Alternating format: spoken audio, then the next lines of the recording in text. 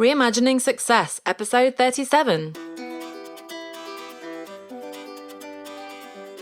You're listening to Reimagining Success, the podcast where we help you reimagine your future, designing a life and career beyond the 9 to 5 that allows you the freedom, flexibility, and fulfillment that you've been dreaming of. I'm your host, Anna Lundberg. Now, let's get started on those dreams.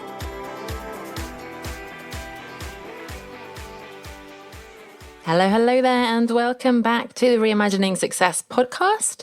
And we are continuing talking about leaving the corporate 9 to 5, and in particular, stepping out of your comfort zone, which is what my brand actually is all around, one step outside, and is something that I really believe in so much in terms of your personal and professional growth. Now, as I said, leaving the corporate 9 to 5 and everything that is really so familiar in that way of working and living means getting out of that comfort zone. And by definition, stating the obvious here, that is always going to be pretty uncomfortable. Now, you can do a lot to address and manage your fears. In the last few weeks, we've been looking in the last few episodes at the fear of failure, fear of having to start from scratch, fear of everything not being as rosy as it looked from the other side of the fence, so the grass might not always be greener, and the fear that you might have to work even harder than you're doing now in your corporate job. So there's a lot you can do to address those fears, but and I have to be honest here, you can never remove those fears altogether. There is always going to be a little bit of risk, a little bit of fear, and that never goes away. However, there are some things you can do to make the whole process more enjoyable and help you get more comfortable with being uncomfortable. So today, I want to look at 5 things that will help you out along the way. And the first one is to get out of your usual environment. So the very essence of your comfort zone, obviously, is that it's comfortable and familiar.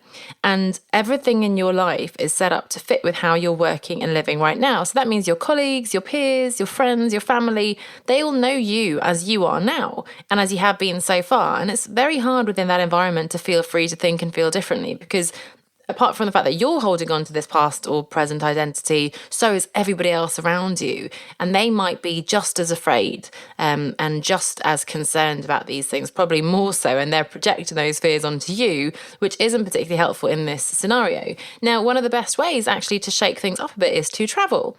And back in 2013, before I quit my job, I took a 3-month sabbatical to travel across South America.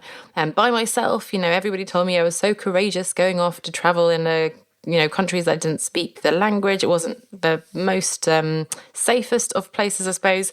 But the experiences I had, the people I met, the physical and mental space I had in which to think about my personal choices, professional choices, and so on, all that was absolutely instrumental in letting me imagine or reimagine the possibilities outside of my current job and lifestyle. However, you don't have to take 3 months off to go to South America. You don't have to go and try to find yourself at a yoga retreat in India or in Bali or whatever it is. You can really start with a small step. So start with a week, a couple of days, an afternoon, just get out of the house, away from the people and places that are part of your everyday routine right now and do something different. So it's just about getting out of your usual routine, shaking things up a bit, not just following along on that conveyor belt and doing what you usually do. So that's number 1, get out of your usual environment. Now, number 2 is to remember your why, which is really remembering your definition of success in my language. So again, getting out of your comfort zone is uncomfortable, and the tendency is always going to be to retreat back into what is familiar. So for you to really feel motivated to push through the pain of change, for it all to be worthwhile, you need to know why you're doing this. Why on earth are you bothering, as we talked last week, to get out of that really comfortable comfort zone? So this means being really clear on your reasons why you want to leave your corporate 9 to 5, maybe the lack of flexibility in your working hours, the pressure and stress that's leading you towards burnout, or the feeling that the work you're doing isn't meaningful, you don't feel like you're making a positive impact in the world, as well as what you're looking for instead. So you need to both understand why you want to move away from this particular way of working and living and why you want to move towards something else, or what you're moving towards, the push and the pull, if that makes sense. Now, this does not mean that you have to know the exact job title that you're after, precisely what your new lifestyle is going to look like, but rather the parameters or criteria that are important to you. And those criteria are often going to be the reverse of what you're escaping from. So, for example, you might want flexibility in your working hours, whereas before you were lacking that. You might want better balance and more focus on taking care of your own well-being compared to the pressure and stress and burnout that you have at the moment. And you might want to be doing work that you feel is really making a difference compared to doing work that's not very meaningful right now. So it's often two sides of the same coin. So spend some time reflecting on what is pushing you out of your current situation and what is pulling you in this new direction. And of course, the best way to do that, see number one that I was just saying, get out of your usual environment, travel, do something different. And that's really going to give you that bigger perspective. I'm sure you can relate to the idea of going on holiday, and hopefully you're still taking some vacation if you're working hard, albeit working very hard in your job at the moment.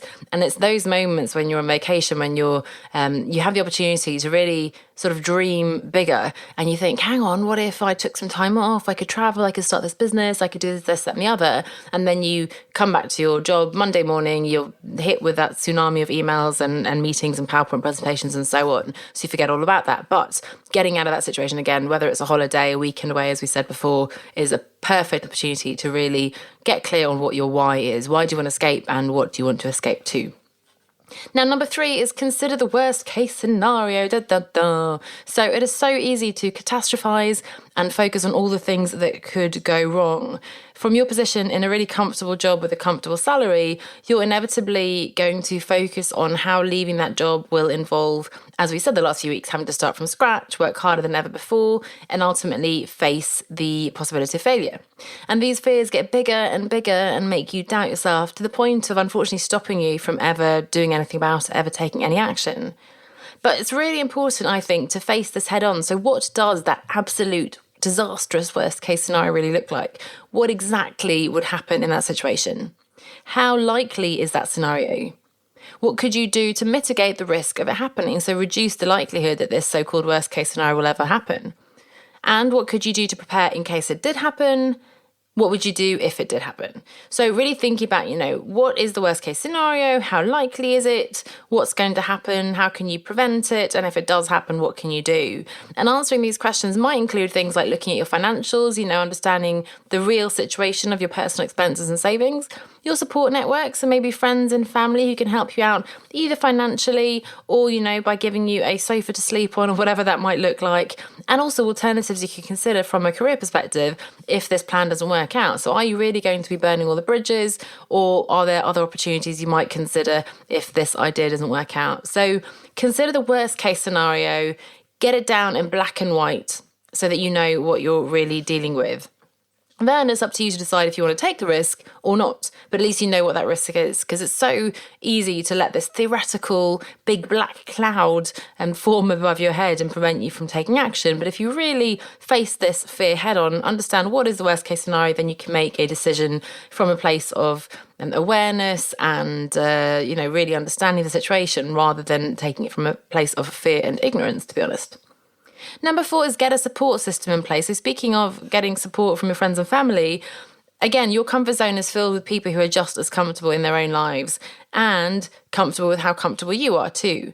So they have the same fears and concerns as you do when it comes to leaving their comfort zone and will only reinforce your own worries. And as I said before, that's not very helpful when you're trying to take these massive steps to make these big changes. Now, in order to get the courage you need to make the changes you want to make, you need to get out and about and meeting new people.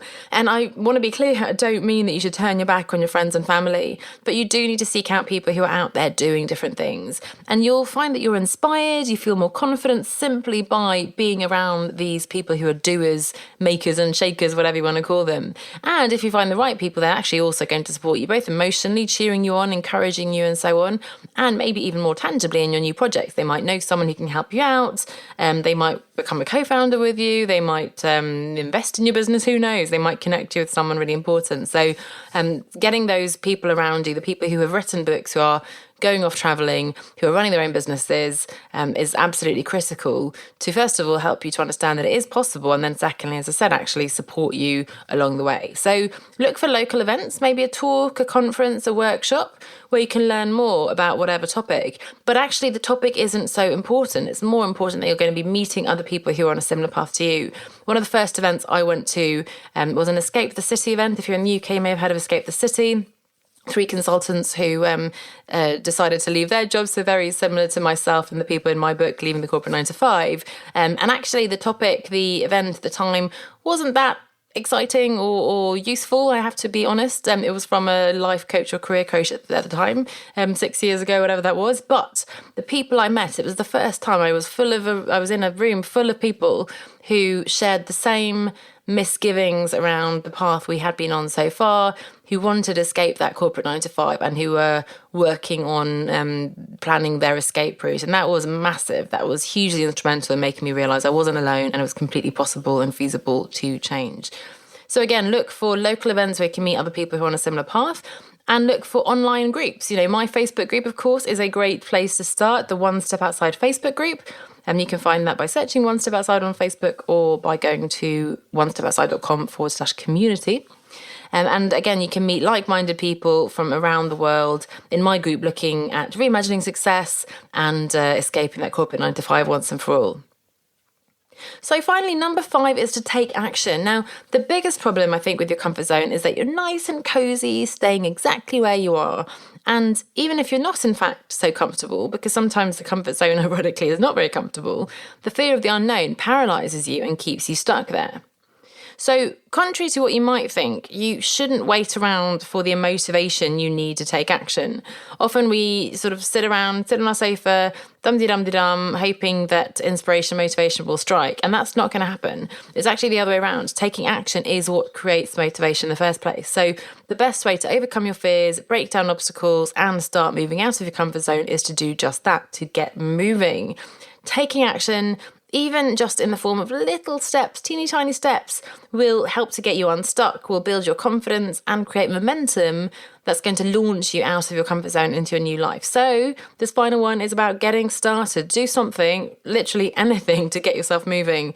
You'll be able to learn and adapt as you go, of course. You're not necessarily going to jump on the exact right idea or project, whatever, to begin with, but the key is to get the ball rolling, and I promise you'll feel energized and inspired once you start moving forwards. So those are my 5 tips for you to get more comfortable with being uncomfortable. Just to recap, number 1, get out of your usual environment. So that might mean traveling. That is a great way to meet other people, to be exposed to different cultures and ways of living and working and so on. It might just mean taking a different route to work, or going away for the afternoon or something like that, doing something out of the ordinary with other people maybe who you don't usually spend time with. Just say yes to something exciting and different and get out of your usual environment. Number 2 is to remember your why.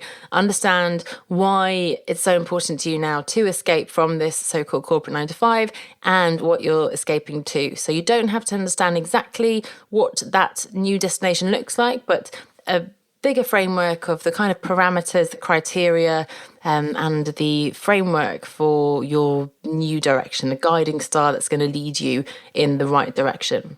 Number 3, consider the worst case scenario. It's so scary just to catastrophize about these things, but really get it down on paper in black and white so that you know what you're dealing with. That includes your finances, what will happen with your career and so on. Obviously, we can't know what will happen, but it's good to map out, do like a tree diagram of every possibility so you can really face that head on, understand how likely is it, what can you do to prevent it, and what could you do if it did happen.